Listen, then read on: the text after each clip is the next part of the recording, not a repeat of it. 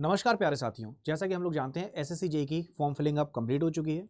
साथ में एग्जामिनेशन की जो टेंटेटिव डेट है वो आपकी 27 अक्टूबर की है।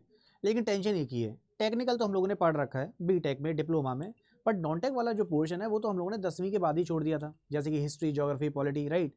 तो अब यहाँ पर जब हमारा 100 नंबर का पार्ट है, तो इसमें से मुझे क्या करना चाहिए और क्या नहीं करना चाहिए जिससे इन 100 नंबर वाले पार्ट पे मुझे कोई टेंशन ना हो। यानी कुल मिला के आपकी वो गलतियां कौन सी हो सकती हैं जिसकी वजह से सिलेक्शन रुक सकता है, उन सभी पे चर्चा कर लेते हैं। और साथ में आपकी क्या स्ट्रेटजी रहनी चाहिए जिससे मैं मैक्सिमम स्कोर कर पाऊँ, उस पर भी चर्चा कर लेते हैं। तो चलिए शुरुआत करते हैं अपनी वीडियो की, जहां पर हम लोग चर्चा करेंगे नॉन टेक वाले पोर्शन पे कि जो आपके 100 नंबर हैं, इसमें सर कौन सी गलती आपको नहीं करनी और हमें करना क्या है, ये वाले पार्ट पे चलते हैं। ठीक है। सो गाइस देखो, ऐसा है कि जब भी हम लोग अपने एग्जामिनेशन की तैयारी करते हैं तो एक चीज़ बहुत क्लियर होनी चाहिए कि हमारा रोड मैप जो है वो क्या है। सबसे पहले हमें अपने एग्जामिनेशन का पैटर्न का आइडिया होना चाहिए। जैसे कि अब मैं एसएससी जेईई की जब बात कर रहा हूँ तो एसएससी जेईई में हमें अच्छे से पता है कि सीबीटी 1 में टेक प्लस नॉन टेक दोनों है, जबकि सीबीटी 2 में सिर्फ आपका टेक्निकल वाला पार्ट है। तो नॉन टेक सिर्फ आपका अकेला सीबीटी 1 में ही है। अब ये जो नॉन टेक है ये कितना है, ये 100 मार्क्स का है।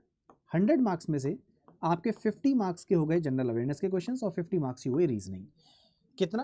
तो जनरल अवेयरनेस में से जो 50 नंबर के जो सेक्शंस हैं, कौन कौन से वो टॉपिक्स हैं, यानी कौन कौन से सब्जेक्ट्स हैं, कितने कितने मार्क्स के वहाँ से टॉपिक्स आते हैं। दूसरा, रीजनिंग के कौन से इंपॉर्टेंट टॉपिक्स हैं, इस पर भी मैं चर्चा करूंगा, जैसे कि मैंने बोला था लास्ट में बताऊंगा अभी।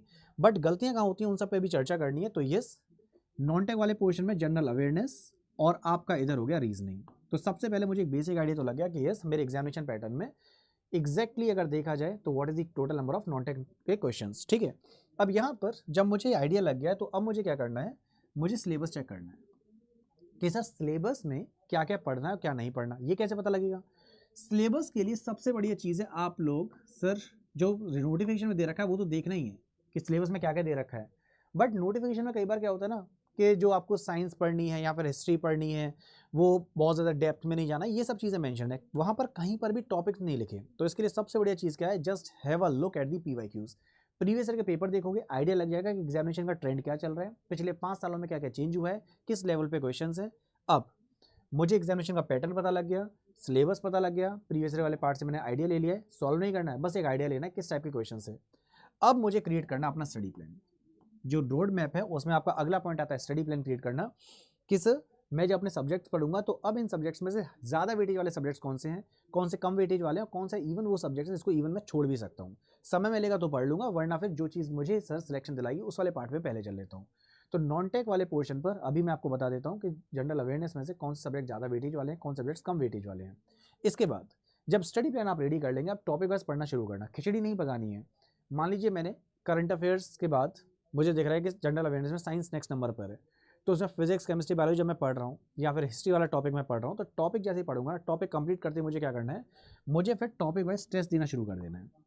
मैंने मान लीजिए कि आज टॉपिक पढ़ा है for example cell, cell topic पढ़ा, आप सेल से रिलेटेड जितने भी क्वेश्चंस हैं, सेल डिवीजन वाले पार्ट से क्या हो गया, ये माइटोकॉन्ड्रिया वाला पार्ट एग्जैक्टली क्या है, ईटीपी एंड ऑल, तो यहाँ पर जैसे आप टॉपिक पढ़ लेंगे उससे रिलेटेड जब टेस्ट होगी ना, आपको आइडिया लग जाएगा कि मुझे किस तरीके से यहाँ पर अभी और एफर्ट्स लगाने, या फिर ये पार्ट तो मेरा स्ट्रॉन्ग हो गया, अब मैं अगले टॉपिक पे आगे बढ़ सकता हूँ। सो स्टडी प्लान में आप डे वाइज अपना स्टडी प्लान क्रिएट करिए, उसका जैसे आपका टॉपिक कंप्लीट हो टॉपिक वाइज क्विज दीजिए, और फाइनली जैसे आपको लगता है कि हाँ मेरा 70% के आसपास सिलेबस कंप्लीट हो गया है, please start giving proper test. और प्रॉपर सेटिंग के साथ जब टेस्ट दोगे ना तो आपको पहले से फील आने लगेगा कि अच्छा एग्जामिनेशन जब बैठते हैं ना तो इतने टाइम ड्यूरेशन में कितने क्वेश्चंस लगा पा रहा हूँ, और एक ही बार में वो पूरे क्वेश्चंस नहीं लगेंगे। हो सकता है स्टार्टिंग में 20 क्वेश्चन छूट रहे हो, 15 क्वेश्चन छूट रहे हो, 10 क्वेश्चन छूट रहे हो, बट धीरे धीरे करके वो प्रैक्टिस में आने लगेगा, and this would be your proper plan. अब जैसा कि पहले ही बोला था कि गलती क्या नहीं करनी, तो गलती में सबसे पहले तो खिचड़ी नहीं पकानी, रैंडमली कोई भी टॉपिक उठा के बैठ गए नहीं। This is the only and perfect way जिस तरीके से आप चलकर अपना फाइनली मुकाम तक पहुंच सकते हो, and you can reach your destination. अब यहाँ पर इसके लिए ये जो मैं चीज़ें बता रहा हूँ, साथ में अगर आप चाहें तो पॉडकास्ट भी अवेलेबल हैं, तो जो सिलेक्टेड कैंडिडेट्स हैं उन्होंने अपनी जो जर्नी है, उनकी लाइफ जर्नी कैसी रही, आप वो भी देख सकते हैं, जो कि अपने यूट्यूब के चैनल पे प्रेजेंट है, राइट। अब जैसा कि मैंने आपको बोला था कि ये जो एग्जामिनेशन पैटर्न है, तो सिलेबस वाला पार्ट ऑब्वियसली जो आपके नोटिफिकेशन में PYQ वाले पार्ट से आप लिंक कर ही लोगे, बट वेटेज क्या रहता है ज़रा वो भी देख लेते हैं। वेटेज ज्योग्राफी से आपके 3 से 4 क्वेश्चन हैं, पॉलिटी और इंडियन कॉन्स्टिट्यूशन 4 से 5 क्वेश्चन, इसके बाद हिस्ट्री के आपके 3 से 4 क्वेश्चन आते हैं, इकोनॉमिक्स के आपके 2 से 3 क्वेश्चन है, बट यहाँ पर मैं एक चीज़ बता दूँ, कभी कभी इवन किसी किसी शिफ्ट्स में एक भी क्वेश्चन भी नहीं पूछा था, ऐसा भी कई बार हो जाता है। तो अगर मुझसे कोई पूछे ना लीस्ट प्रायोरिटी किस पे दूंगा, तो मैं यहाँ पे स्पेशली मार्क कर सकता हूँ for the least priority I can go with the economics. तो बोला था ना कि मुझे क्या छोड़ना है या फिर क्या चीज़ बाद में पकड़नी है, तो आप यहाँ पे ना वेटेज से आप उसे लिंक कर सकते हैं। देन करंट अफेयर्स सबसे ज़्यादा वेटेज वाला पार्ट है। करंट अफेयर्स में से आपके मैक्सिमम क्वेश्चंस आते हैं, है ना। और अगर मैं 15 से 20 क्वेश्चंस की बात करूं तो डे टू डे लाइफ में या क्या हो रहा है, पॉलिटिक्स में क्या हो रहा है, ये सारी चीज़ें आपकी करंट अफेयर्स में ही आती हैं। तो मैक्सिमम जो वेटेज है, सबसे बोलूँगा सबसे ज़्यादा इंपॉर्टेंट पार्ट है वो आपका करंट अफेयर्स ही है। सो इसका sports, science, technology, awards, arts and culture, तो इस वाले पार्ट से आपके जो नंबर ऑफ क्वेश्चन है सामने वैलिड है। तो अगर मैं यहाँ पर ओवरऑल इस पार्ट तक पहुँचूँ तो ये आपके 20 के आसपास जो क्वेश्चन है वो अकेले करंट अफेयर्स और ये बाकी जो स्टैटिक वाला पार्ट है यहाँ से आ जाते हैं। लाइक कि हाईएस्ट ब्रिज कहाँ पर है, रिवर वाले पार्ट, डैम वाले पार्ट, वहाँ से हो गया। इसके बाद जो सेकंड नंबर पे इंपॉर्टेंट है वो आपकी साइंस है। साइंस केवल एसएससी जेईई में नहीं, आरआरबी जेईई में तो बहुत ज़्यादा इंपॉर्टेंट रोल प्ले करती है, जहाँ पे 30 नंबर की अकेली साइंस होती है। यहाँ पे जो साइंस के क्वेश्चन है 10 से 15 क्वेश्चन आ जाते हैं। लास्ट ईयर कितने थे? 2024 की बात करूं तो किसी शिफ्ट में 10, किसी शिफ्ट में 11 भी क्वेश्चन थे। और ये चीज़ हमको अच्छे से आइडिया लग जाएगी पीवाईक्यू वाले पार्ट से। पुराने कुछ पेपर्स में जाएंगे तो वहाँ पे इवन 15 भी क्वेश्चन हैं, बट हमको लेटेस्ट ट्रेंड पता रहना चाहिए। लास्ट ईयर जो पेपर में क्वेश्चन आए थे वो 10 से 11 क्वेश्चन थे, ठीक है। सो साइंस के अंदर ऑब्वियसली आपका फिजिक्स, केमिस्ट्री, बायोलॉजी आ गया, लेकिन यहाँ पे आरआरबी के कंपेरिजन में थोड़ा सा और डेप्थ में पूछा जाता है, क्वेश्चन पूछने का तरीका भी बदल जाता है थोड़ा सा। हम बोलेंगे तो ये ना मॉडरेट टू हायर लेवल पे क्वेश्चन यहाँ पे पूछ लेता है। कंप्यूटर से हम लोगों को लगता है कंप्यूटर से क्वेश्चन नहीं आते होंगे, बट यस कंप्यूटर से भी क्वेश्चन पुटअप होते हैं। लास्ट ईयर जो पेपर में क्वेश्चन थे वो 2 से 3 क्वेश्चन थे। तो ये आपके पास जो लिस्ट रेडी है, ये अभी तक जो एसएससी का एग्जामिनेशन हुआ तो उसका एवरेज निकाला गया है। बट कंप्यूटर के आपके लास्ट टाइम 2 से 3 क्वेश्चन थे और सिमिलरली आपके एनवायरमेंट से भी 2 से 3 क्वेश्चन थे। तो ये पूरा जो आपका जनरल अवेयरनेस है ये हो जाता है 50 मार्क्स का। अब देखो syllabus is very vast, right.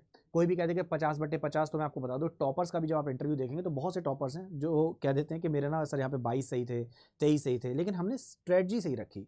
So they strategy watch के बाद मुझे पता है कि भाई करंट अफेयर्स वाले पार्ट से मैक्सिमम वेटेज है, तो कोई करंट अफेयर्स के साथ चला गया। कोई है कि नहीं करंट अफेयर्स वाले पार्ट पे ना इट वॉज टेकिंग टाइम, तो मैंने क्या किया, मैंने साइंस को पकड़ लिया। मुझे पता है कि पॉलिटी वाले पार्ट से आर्टिकल से ऐसे क्वेश्चन आते हैं, तो आर्टिकल से फिक्स है क्वेश्चन आएंगे आएंगे, सॉरी पॉलिटी वाले पार्ट से फिक्स है कि आर्टिकल से क्वेश्चन आएंगे आएंगे, तो उस वाले पार्ट को रखा। तो यानी कि यहाँ पे smart work it will totally be dependent upon you कि आप किस पार्ट पर ज़्यादा स्ट्रॉन्ग है, तो आप उस चीज़ को अपने अकॉर्डिंगली फ्रेम कर सकते हैं, right. So this was about general awareness. अब रीजनिंग पे आ जाओ तो रीजनिंग अकेला 50 नंबर का है। अब रीजनिंग में जो टॉपिक्स हैं एक बार देख लेते हैं।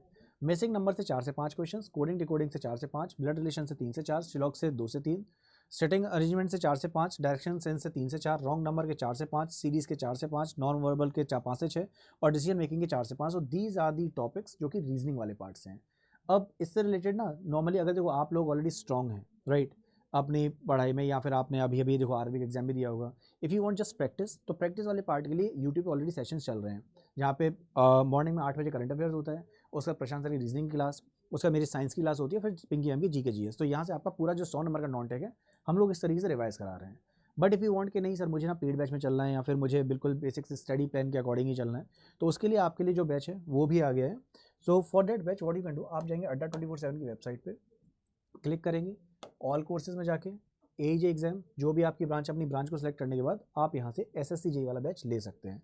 अभी मंथ एंड सेल है तो इसमें अभी डबल वैलिडिटी मिल रही है, लेकिन अगर आप केवल एसएससी के साथ जाना चाहते हैं तो ये आपका बैच अभी स्टार्ट हुआ है, आप इसमें एनरोल कर सकते हैं। बट आप चाहते हैं ना मैं आरआरबी की भी तैयारी कर लूँ, एसएससी की भी तैयारी कर लूँ, तो जो भी एग्जामिनेशन है इंजीनियरिंग से रिलेटेड, आपकी ब्रांच से रिलेटेड, तो आप इस महापैक के साथ जा सकते हैं जिसमें आपकी इवन टेस्ट सीरीज भी इंक्लूड होती हैं।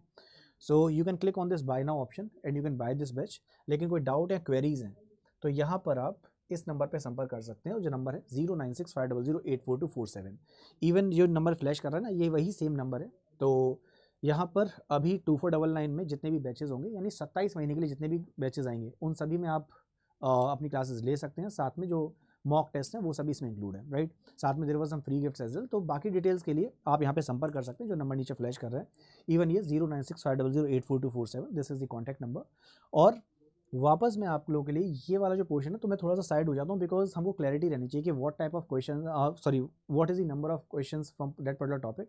तो इससे आइडिया लग जाएगा डिसीजन मेकिंग से कितने हैं, नॉन वर्बल रीजनिंग से कितने हैं, एंड सो ऑन। सिमिलरली आप स्क्रीनशॉट इसका भी ले सकते हैं कि जो जनरल अवेयरनेस वाला पार्ट है वहाँ से कितने कितने क्वेश्चंस लास्ट टाइम पर पूछे गए हैं। इसमें आई नो एनवायरमेंट वाला पार्ट आपको विजिबल नहीं होगा, तो एनवायरमेंट के लिए मैं स्पेशली अलग से मेंशन कर देता हूँ। एनवायरमेंट वाला जो पोर्शन है यहाँ से आपके 2 से 3 क्वेश्चंस, राइट। खैर, so this is all the thing date was from my and. और भी कुछ डाउट या क्वेरीज हैं तो आप पूछ सकते हैं, बट याद रखना स्ट्रेटजी आप ऐसी ही बनाना कि जहाँ पर आप पहले चीज़ों को स्ट्रॉन्ग कर पाएँ, और जो चीज़ आपको लगता है कि ना यहाँ से वेटेज कम है या फिर इसे मैं बाद में कर सकता हूँ, तो please go according to date only. Because selection के लिए जो मैंने आपको रोड मैप बताया ना, this is the perfect road map, जहाँ पे एग्जामिनेशन पैटर्न का आइडिया ले लो, सिलेबस का आइडिया ले लिया, उसके बाद अपना स्टडी प्लान रेडी किया। स्टडी प्लान ज़रूरी नहीं है कि भाई पेड बैच में ही जाना है, जैसा कि मैंने आपको पहले ही बताया कि हम लोग जब भी एग्जामिनेशन की तैयारी करते हैं तो I have mostly taken the interviews of those candidates जिन्होंने सेल्फ स्टडी किया और उन्होंने सिलेक्शन ले लिया। तो that is yes, that is also possible, but the point is कि सही तरीके से पढ़ना है, सही डायरेक्शन में पढ़ना है। तो अभी ना Shivi who is actually selected in RRB, इसके अलावा Honey Agarwal who selected in again RRB JE, अभी रिजल्ट आया था। इससे पहले एसएससी जे का जब रिजल्ट आया था तो Apoorva Bhatia, these all are the candidate जिन्होंने केवल अपनी सेल्फ स्टडी किया अच्छे से, और they were on the YouTube for the practice purpose only, and yes they have been selected. तो आप इनका पॉडकास्ट भी देख सकते हैं, जो कि मैंने पॉडकास्ट लिया है इंजीनियर अड्डा के चैनल पर। जब आप जाते हैं तो वहाँ पे पॉडकास्ट वाला सेक्शन है। तो yes, it totally depends upon you कि हम लोग किस तरीके से तैयारी कर रहे हैं, राइट। सो यप, अगर आप बिल्कुल बेसिक लेवल पे हैं तो no doubt you can go with the batch, but अगर आप स्ट्रॉन्ग हैं, आपको कहीं पे भी हेल्प की जरूरत पड़ेगी तो मुझे आप बता सकते हैं। ठीक है सर, तो आज के लिए फिर हम लोग इतना रखते हैं। तो और फिर भी कोई डाउट या क्वेरी रह गए तो पूछ लीजिएगा। सो एग्जामिनेशन के लिए all the very best. I just want कि इस बार हर हाल में जॉइनिंग लेटर आ जाना चाहिए घर में, ठीक है। चलो गाइस, फिर अच्छे से ख्याल रखिए। Bye bye guys, take care, जय हिंद।